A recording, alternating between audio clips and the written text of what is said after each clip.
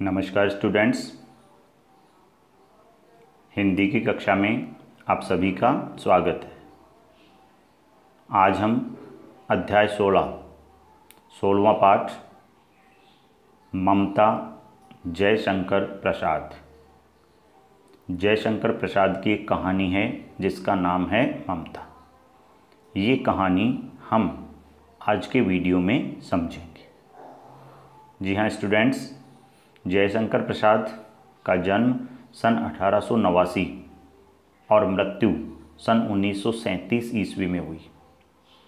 बहुमुखी प्रतिभा के धनी जयशंकर प्रसाद का जन्म वाराणसी के एक प्रतिष्ठित परिवार में हुआ था।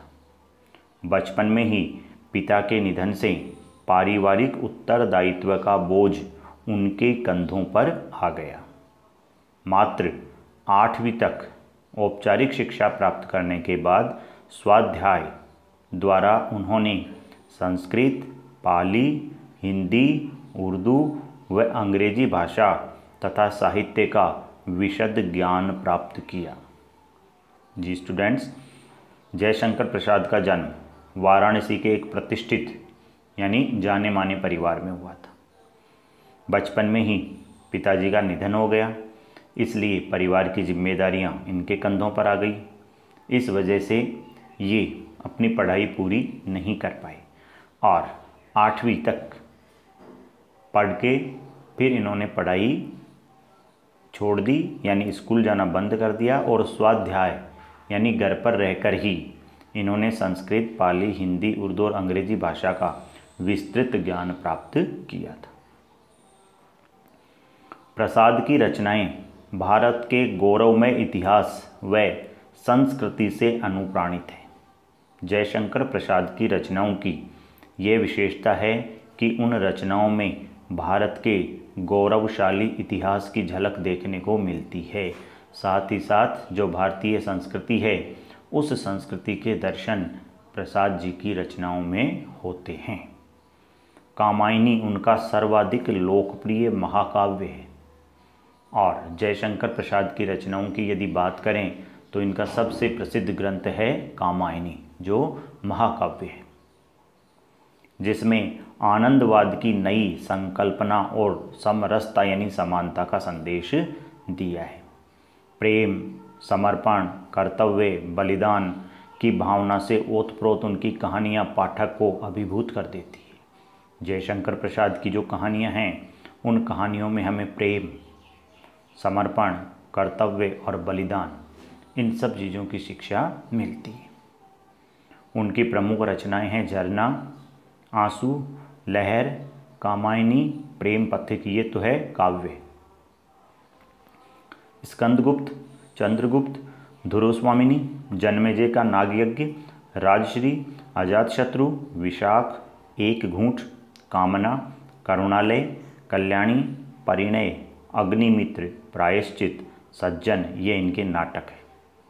छाया, प्रतिध्वनि, आकाशदीप, आंधी और इंद्रजाल, ये इनके कहानियों का संग्रह है। और कंकाल, तितली और इरावती, ये इनके उपन्यास हैं। तो देखिए, इन्होंने काव्य के क्षेत्र में भी अपना योगदान दिया है और गद्य में नाटक है, कहानियाँ हैं, उपन्यास है, यानी इनकी प्रतिभा बहुमुखी है, मल्टी टैलेंटेड थे ये। प्रस्तुत पुस्तक में संकलित कहानी ममता अपने कर्तव्य पथ से मुंह न मोड़ने वाली एक ऐसी स्त्री की कहानी है जिसने युद्ध में हारे हुमायूं को अपने घर में शरण देकर उसकी जान बचाई थी। हुमायूं उसका घर बनवाकर उपकार का ऋण चुकाना चाहता था। स्टूडेंट्स, ये जो कहानी हम पढ़ेंगे ममता, ये ममता एक ऐसी स्त्री की कहानी है जो कभी भी अपने कर्तव्य से मुंह नहीं मोड़ती है, हमेशा अपने कर्तव्य का पालन करती है। और युद्ध में हुमायूं हारकर शरण चाहता था तो इस स्त्री ने यानी ममता ने हुमायूं को अपनी झोंपड़ी में शरण दी थी। हुमायूं उसके उपकार का बदला चुकाने के लिए उसका पक्का मकान बनवाना चाहता था। बरसों बाद अकबर के आदेश से एक अश्वारोही उस स्थान की सुध लेता है।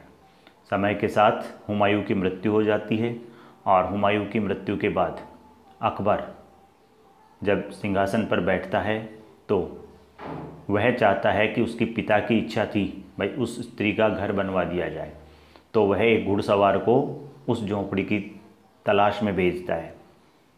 ममता उस मुगल अश्वारोही यानी घुड़सवार को वह स्थान सौंपकर देह त्याग अनंत यात्रा पर चली जाती है। और ममता जो है उस समय तक काफ़ी वृद्ध बूढ़ी हो चुकी थी, और जैसे ही वो अश्वारोही वहाँ आता है और उससे वो एक दो बात करती है और फिर वो मर जाती है। वहाँ एक अष्टकोण आकर्षक मंदिर बनाया गया।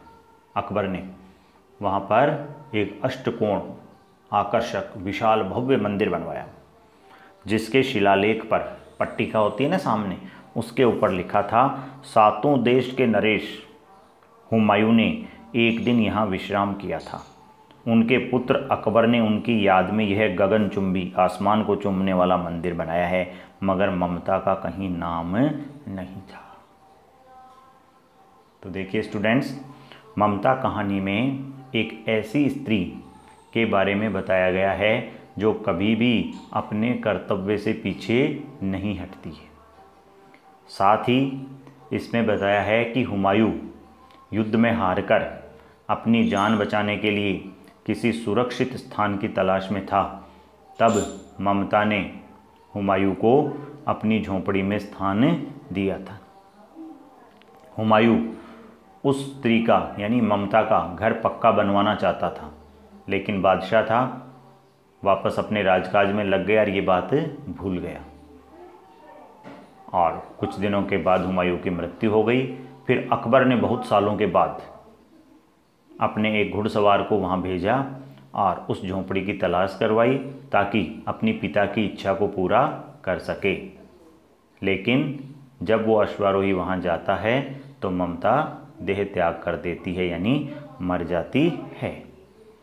उसके बाद में अकबर ने वहाँ पर एक बहुत बड़ा मंदिर बनाया, अष्टकोण, बहुत विशाल मंदिर। और उस मंदिर के बाहर बोर्ड पर पट्टिका के ऊपर लिखा गया कि सातों देश के नरेश हुमायूं ने एक दिन यहाँ विश्राम किया था। ये वो स्थान है जहाँ पर ममता की झोंपड़ी थी। उनके पुत्र अकबर ने उनकी याद में ये मंदिर बनाया है, लेकिन उसमें कहीं ममता का नाम भी नहीं था।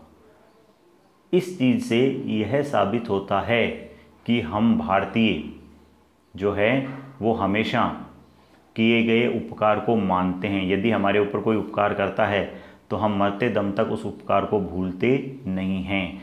जबकि जब यहाँ मुग़लों का शासन था उस समय उस स्त्री ने यानी ममता ने हुमायूं की जान बचाई थी, और उसके पुत्र ने जो मंदिर बनवाया वो चाहते तो उसके ऊपर ममता का नाम लिख सकते थे, भाई ममता ने जान बचाई थी, लेकिन उन्होंने ये नहीं लिखा। उन्होंने ये लिखा कि यहाँ पर विश्राम किया था।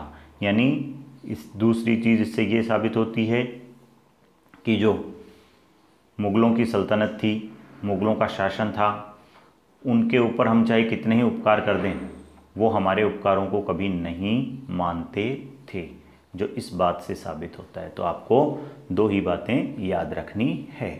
एक तरफ भारत के इतिहास का गौरवशाली पक्ष है जिसका प्रतिनिधित्व करती है ममता, और दूसरी तरफ मुग़लों का शासन है, मुग़ल हैं जो उपकार को नहीं मानते थे और किस तरह से भारतीयों पर अत्याचार करते थे, ये इस कहानी में हम पढ़ेंगे। ठीक है, अब आइए ममता।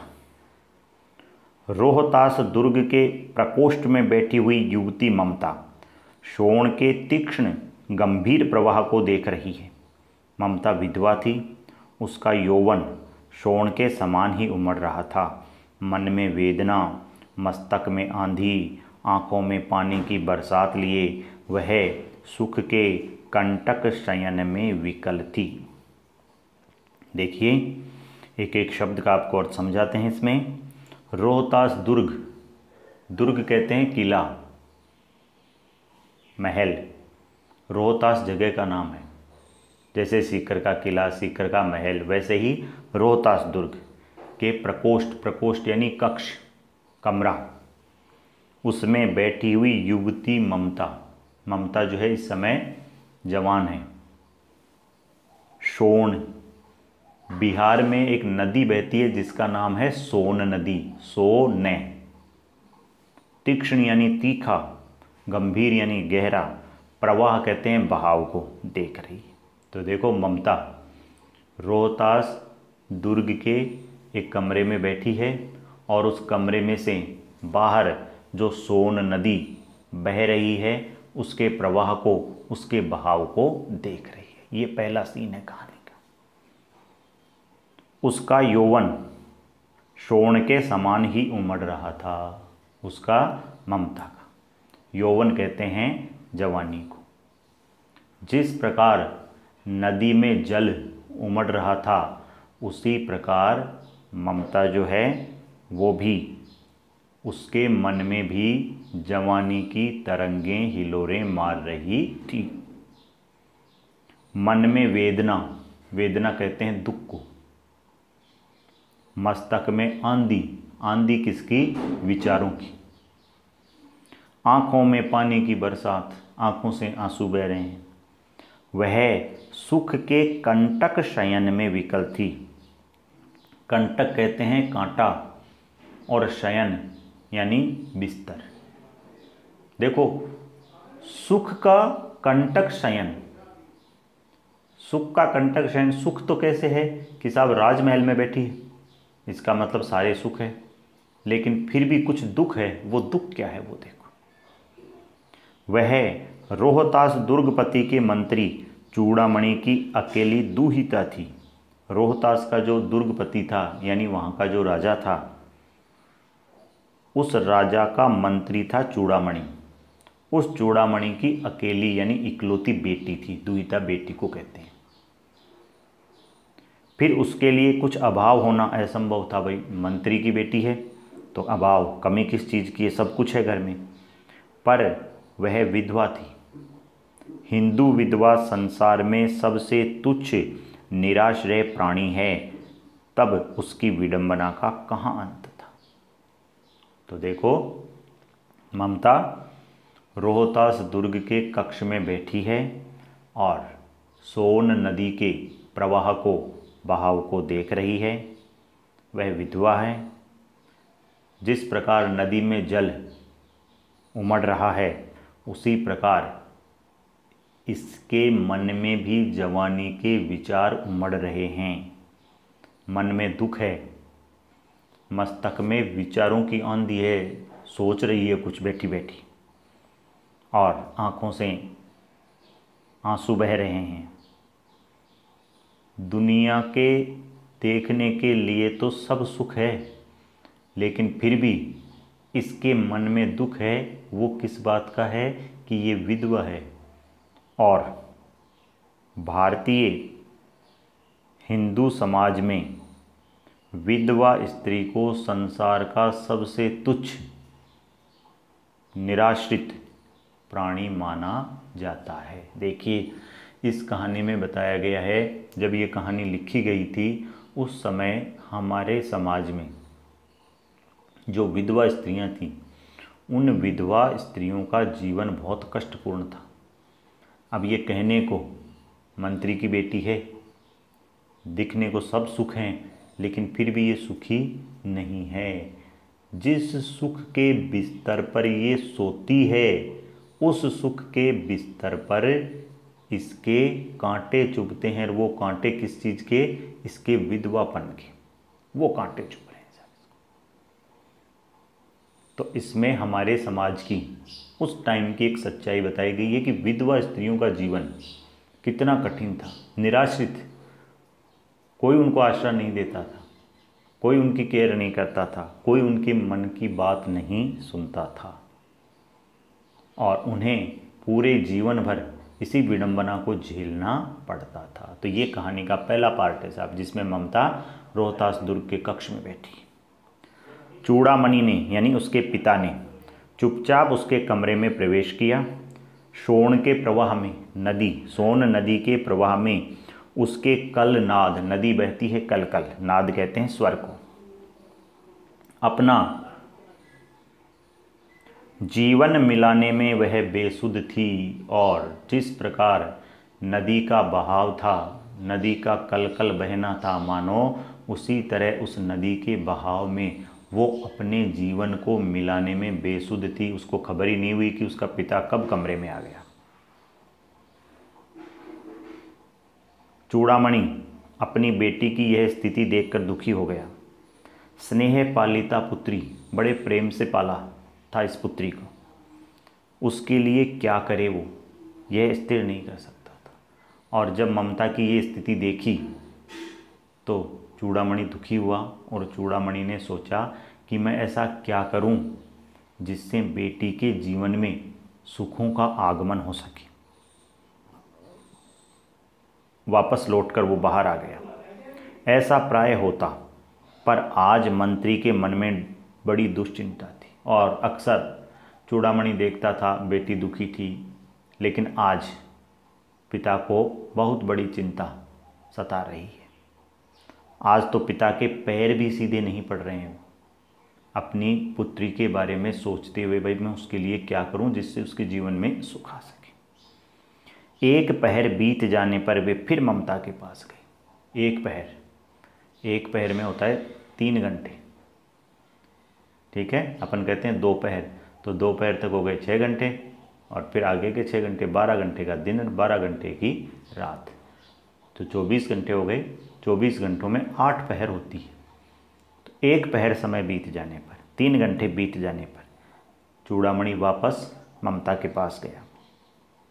उस समय उनके पीछे 10 सेवक नौकर चांदी के बड़े थालों में कुछ लिए हुए खड़े थे। आगे चूड़ामणि, पीछे 10 सेवक थे जो चांदी के थालों में कुछ लिए हुए थे। कितने ही मनुष्यों के पद शब्द सुन ममता ने घूम कर देखा। इतने सारे लोग आए, उनके पाँवों की जो आवाज़ हुई, उस आवाज़ को सुनकर ममता ने घूम कर देखा, भाई कौन आया है। मंत्री ने सब थालों को रखने का संकेत किया। अनुचर यानी सेवक थाल रखकर चले गए। ममता ने पूछा, यह क्या है पिताजी? तो चूड़ामणि ने कहा, तेरे लिए बेटी उपहार लाया हूँ। कहकर चूड़ामणि ने उसका आवरण यानी ऊपर से जो ढक रखा था उसको उलट दिया। स्वर्ण यानी सोने का पीलापन उस सुनहली संध्या में विकीर्ण होने लगा। ममता चौंक उठी, और शाम हो रही थी। एक तरफ तो संध्या का पीलापन और दूसरी तरफ थालों में रखे हुए सोने का पीलापन, दोनों आपस में मिल रहे थे। ममता ने ये देखा तो वो चौंक उठी। इतना सोना, यह कहाँ से आया? तो चूड़ामणि ने कहा, चुप रहो ममता, ये तुम्हारे लिए है। तो क्या आपने मल्लेच का उत्कोच स्वीकार कर लिया? इस लाइन को अंडरलाइन करना है। मल्लेच यानी मुगल, उत्कोच कहते हैं रिश्वत को। तो ममता ने कहा, क्या आपने मुगलों से रिश्वत ली है क्या? पिताजी, यह अनर्थ है, अर्थ नहीं। पिताजी, यदि आपने मुगलों से रिश्वत ली है तो ये अनर्थ है, अर्थ नहीं। अर्थ का मतलब होता है धन, कि आप जो ये रिश्वत का धन लाए हो ना, मैं इसको धन नहीं मानती हूँ। बहुत बड़ा अनर्थ किया आपने यदि मुगलों से आपने धन लिया है रिश्वत में। तो लौटा दीजिए पिताजी, हम लोग ब्राह्मण हैं, इतना सोना लेकर क्या करेंगे? हम लोग ब्राह्मण हैं, इतना सोना लेकर हम क्या करेंगे? वापस दे दीजिए, ये कहाँ से लाए हैं? देखिए, जब पाठ अपना पूरा हो जाएगा तो एक बड़ा प्रश्न आएगा, ममता के चरित्र की विशेषताएं लिखिए। उसमें एक विशेषता ये बनेगी इस लाइन से, क्या पता चलता है कि ममता संतोषी स्वभाव वाली थी। इतना सोना चांदी, इतना धन था, लेकिन फिर भी उस धन को लेने के लिए इसका मन नहीं ललचाए। एक पॉइंट बनेगा आगे जाकर। तो ममता ने कहा, ये लौटा दो, हम तो ब्राह्मण लोग हैं, हमें इतने धन से क्या लेन देन है। तब उसका पिता कहता है, इस पतनोन्मुख प्राचीन सामंत वंश का अंत समीप है बेटी। किसी भी दिन शेरशाह रोहिताश्व पर अधिकार कर सकता है। उस दिन मंत्रित्व न रहेगा, तब के लिए है ये धन। तो चूड़ामणि ने क्या कहा कि इस पतनोन्मुख प्राचीन सामंत वंश का अंत समीप है बेटी। सामंत राजा महाराजाओं का जो राज था, तो चूड़ामणि ने कहा कि बेटी, हमारा जो राज है वो पतन की ओर उन्मुख है। कभी भी हमारे शासन का अंत हो सकता है। शेरशाह सूरी कभी भी रोहितास पर अधिकार कर सकता है और उस दिन मेरे पास मंत्री पद नहीं रहेगा। ये उस मुसीबत के लिए है ये धन। तो पिता ने आगे की सोची, भाई हो सकता है कभी भी यदि शेरशाह ने आक्रमण कर दिया तो वो रोहितास पर अधिकार कर लेगा तो चूड़ामणि मंत्री नहीं रहेगा, मंत्री नहीं रहेगा तब उसके पास पैसा नहीं होगा और उसकी बेटी दुखी होगी, तो बेटी के जीवन में सुख लाने के लिए वो इतना सब कुछ कर रहा है। हे भगवान, तब के लिए, विपत्ति के लिए इतना आयोजन कर लिया आपने। परम पिता की इच्छा के विरुद्ध इतना साहस। पिताजी, क्या भीख नहीं मिलेगी क्या कोई हिंदू भूपृष्ठ पर न बचा रह जाएगा जो ब्राह्मणों को 2 मुट्ठी अन्न दे सके? यह असंभव है। फेर दीजिए, लौटा दीजिए। पिताजी, मैं कांप रही हूँ, इसकी चमक मेरी आंखों को अंधा बना रही। तो देखो, चूड़ामणि ने कहा कि यह धन विपत्ति के समय के लिए है। तब ममता कहती है कि हे भगवान, विपत्ति के लिए आपने इतना आयोजन कर लिया। पिताजी, यदि ईश्वर हमें विपत्ति के दिन देना चाहेगा तो क्या आप उन दिनों को टाल सकते हैं क्या? ईश्वर की इच्छा के विरुद्ध ये क्या कर रहे हैं आप? यदि हमारी किस्मत में विपत्ति लिखी है तो विपत्ति आने दीजिए, हम उस विपत्ति का भी स्वागत करेंगे। लेकिन यदि हमारे भाग्य में, जीवन में विपत्ति लिखी है और आप उससे विपरीत जाकर ये काम कर रहे हैं, इसका मतलब तो आप ईश्वर की इच्छा के विपरीत काम कर रहे हैं। नहीं पिताजी, इस पूरी धरती पर क्या कोई हिंदू हमें भीख नहीं दे देगा क्या? हम भीख मांगकर खा लेंगे, लेकिन हम मुगलों का रिश्वत का धन स्वीकार नहीं करेंगे। यहाँ से ममता के चरित्र की दूसरी विशेषता आई। क्या है कि वो स्वावलंबी और स्वाभिमानी महिला थी। रिश्वत का धन उसे स्वीकार नहीं था। वह अपने पिता से कहती है, वापस लौटा दो, हम भीख मांगकर खा लेंगे, लेकिन हम मुगलों का धन स्वीकार नहीं करेंगे। तो चूड़ामणि ने कहा, मूर्ख है, यह कहकर चला गया अपनी बेटी के लिए। दूसरे दिन जब डोलियों का तांता भीतर आ रहा था, ब्राह्मण मंत्री चूड़ामणि का हृदय धक धक करने लगा। वह अपने को रोक न सका। उसने जाकर रोहितास दुर्ग के तोरण पर डोलियों का आवरण खुलवाना चाहा। पठानों ने कहा, यह महिलाओं का अपमान है। बात बढ़ गई, तलवारें खींची, ब्राह्मण वहीं मारा गया और राजा रानी और शेष ब्राह्मण वहीं मारा गया और राजा रानी और कोष यानी खजाना सब छली शेरशाह के हाथ पड़ गए। निकल गई ममता वहाँ से। डोली में भरे हुए पठान सैनिक दुर्ग बर्ग में फैल गए, लेकिन ममता कहीं नहीं मिली। तो देखिए, पिता पुत्री के लिए धन लेकर जाता है, जिस धन को ममता अस्वीकार कर देती है। तब चूड़ामणि अपनी पुत्री को मूर्ख कहकर वहाँ से चला आता है। अब दूसरे दिन की बात है साहब। रोहितास दुर्ग की तरफ डोलियों का तांता लगा हुआ था। डोली देखो, पहले क्या करते थे, एक आपने देखा होगा, जब शादी में एक डोली होती है ना, जिसमें दुल्हन को बिठा कर ले जाते हैं, उस तरह की डोलियों से ही लोग आते जाते थे। तो महल की तरफ बहुत सारी डोलियां आ रही थी। लोग कंधों के ऊपर डोलियों में कुछ लेकर आ रहे थे, किसी को बिठाकर। तो चूड़ामणि ने देखा तो चूड़ामणि का हृदय धक धक करने लग गया। उसके मन में पहले से ही शंका थी कि शेरशाह कभी भी आक्रमण कर सकता है। वह अपने को रोक नहीं सका। उसने रोहतास दुर्ग के तोरण यानी मेन जो दरवाज़ा था, मुख्य द्वार, उसके ऊपर जाकर उन पठानों को कहा, भाई डोलियों में क्या लाए हो? आवरण, पर्दा हटाओ इनका। तो पठानों ने कहा कि इनके अंदर महिलाएं हैं और ये महिलाओं का अपमान होगा यदि पर्दे हटाएंगे तो। बात बढ़ गई, तलवारें खींची और ब्राह्मण वहीं मारा गया। ब्राह्मण कौन? चूड़ामणि।